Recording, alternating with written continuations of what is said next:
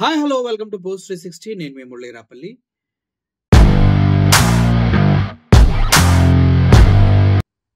ఈరోజంతా ఒకే న్యూస్ వెళ్తూ ఉంది. తిరుపతిలో జరిగిన దుర్ఘటన పైన అందరూ స్పందిస్తూ ఉన్నారు. మన మాజీ మంత్రి వైఎస్ఆర్సిపి మాజీ మంత్రి గారు రోజా గారు కూడా తన ఒపీనియన్ని షేర్ చేస్తూ ఉన్నారు.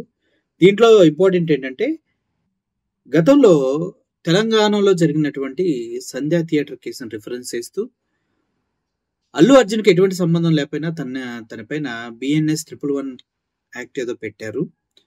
మరి ఇప్పుడు టీటీడీ చైర్మన్ బిఆర్ నాయుడు పైన ఎందుకు పెట్టకూడదు?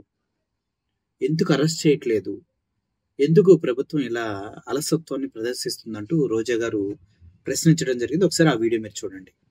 తెలంగాణలో ఒక సినిమా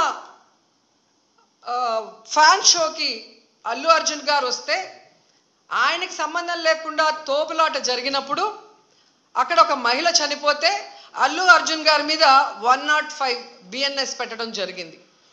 మరి అలాంటప్పుడు ఇక్కడ ప్రతి సంవత్సరం లక్షలాది మంది వస్తారని తెలిసి వాళ్ళకి సేఫ్టీ కల్పించి వాళ్ళకి అన్ని సౌకర్యాలు అందించి వాళ్ళకి టికెట్లు ఇవ్వడానికి క్యూలో ఏర్పాట్లు చేయాల్సిన బాధ్యత ఉన్న చంద్రబాబు నాయుడు గారి నుంచి, టీటీడీ చైర్మన్ పాలక మండలి నుంచి కింద స్థాయి ఎస్పీ వరకు మరి అందరూ బాధ్యత వహించాలి కదా.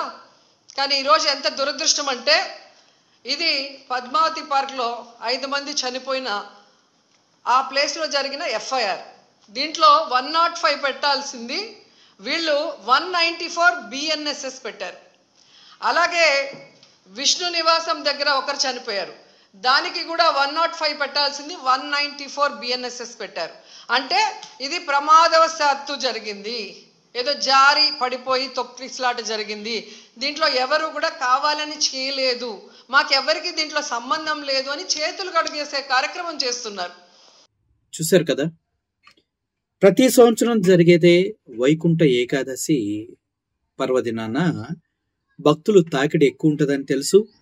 ఇలాగే ప్రతి సంవత్సరం భక్తులు పెరుక్కుంటూ వెళ్తున్నారని తెలుసు. అయినప్పటికీ కూడా తిరుమల తిరుపతి దేవస్థానం వారు, టీటీడీ చైర్మన్ అయితే ఏమిటి, పోలీసులు అయితే ఏమిటి, అన్ని డిపార్ట్మెంట్ వాళ్ళు కూడా చాలా అలసత్వాన్ని ప్రదర్శించారు.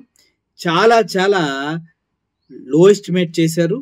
ఇప్పుడు దాని పర్యవస్థానం ప్రాణాలు కోల్పోయిన విగత జీవులుగా ప్రజలు, భక్తులు ఉన్నారు. సో దీన్ని తీవ్ర స్థాయిలో ఖండించాలి. దీనికి సంబంధించిన వాళ్ళందరినీ కూడా శిక్షించాలి. అందుట్లో ఎటువంటి సందేహం లేదు.